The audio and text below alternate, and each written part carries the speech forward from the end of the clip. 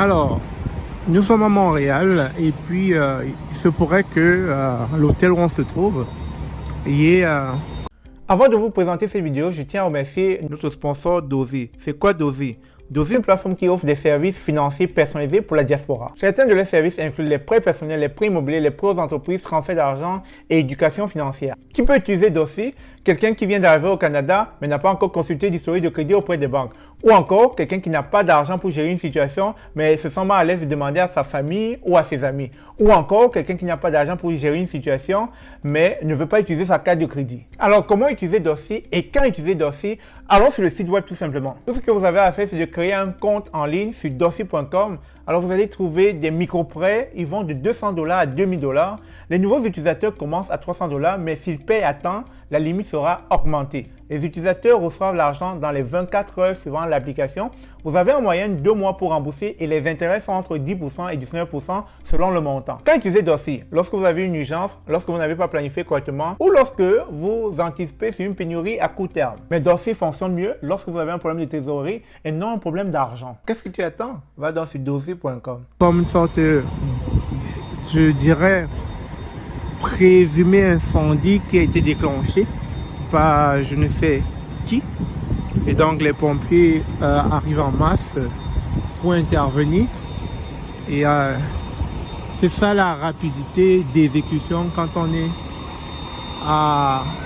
au Canada. Vous voyez la rapidité d'exécution lorsque on a, je dirais, la notification d'alarme qui se déclenche.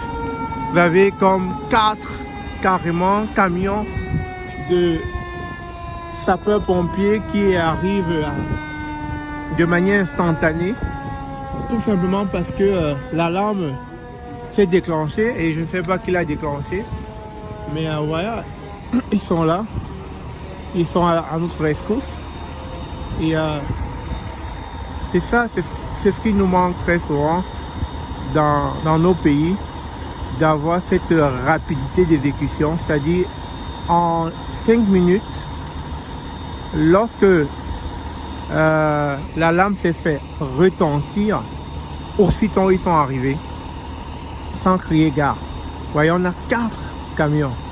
Ça c'est au cas où l'incendie venait à prendre le dessus sur cet immeuble là, il serait paré à toute éventualité. Donc les gars sont prêts, les gars sont comme on avait dit à la tâche, ils sont à l'œuvre, ils sont au travail. Donc c'était pour vous montrer une de nos réalités de la vie au Canada, quoi, de ce qui se passe très souvent lorsqu'il y a des incendies, mais dans ce cas il n'y en a pas, mais en admettant qu'il y en avait une là, il serait déjà en train d'être à l'œuvre pour pouvoir éteindre le feu. Donc il va falloir qu'on travaille fort pour pouvoir atteindre ce niveau de sécurité dans nos pays, dans tous les sens du terme, parce que ça fait partie du social. On aimerait être dans un environnement où tout semble adéquat à nos conditions de vie. Donc je vais pas traîner là, c'est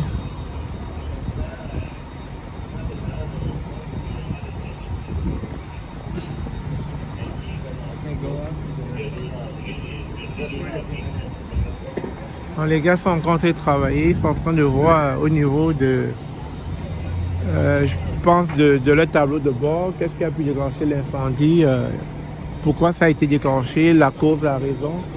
Et puis bien sûr il y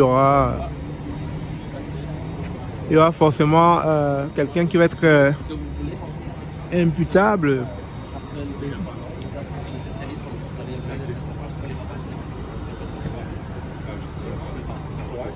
On peut remonter déjà? Ok, super.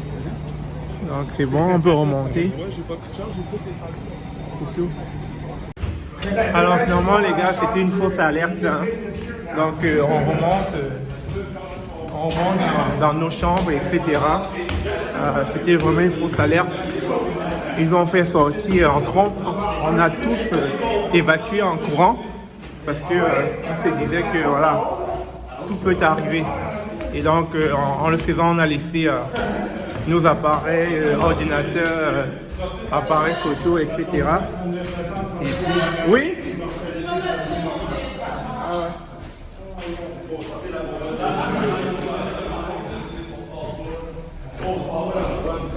Donc, c'est cette réalité-là qu'on vit au quotidien lorsqu'il y a ce genre d'alerte.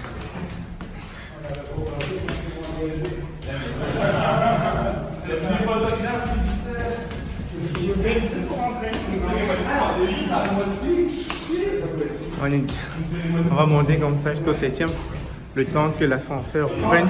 Parce que lorsqu'il y a ce genre d'alarme et tout électrique, stop de fonctionner afin que ça ne puisse pas optimiser, augmenter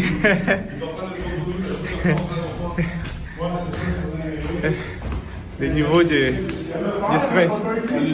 Ok, merci. Bonjour. On est au 5e là et puis les gars sont fatigués là. On continue de monter. Ah, les gars sont fatigués de monter l'escalier. Surtout que, comme je vous l'ai dit, on a coupé toute électricité pour ne pas, s'il advenait qu'il y avait un feu, que ça puisse déraper, etc. Donc, voilà, on monte cet étage là, c'est lourd. Ah, c'est fermé? Non! Non! La porte est fermée, on a monté cet étage pour rien. Non! Oh, je suis fatigué. Non! Les gars, je vais couper. Je suis calme.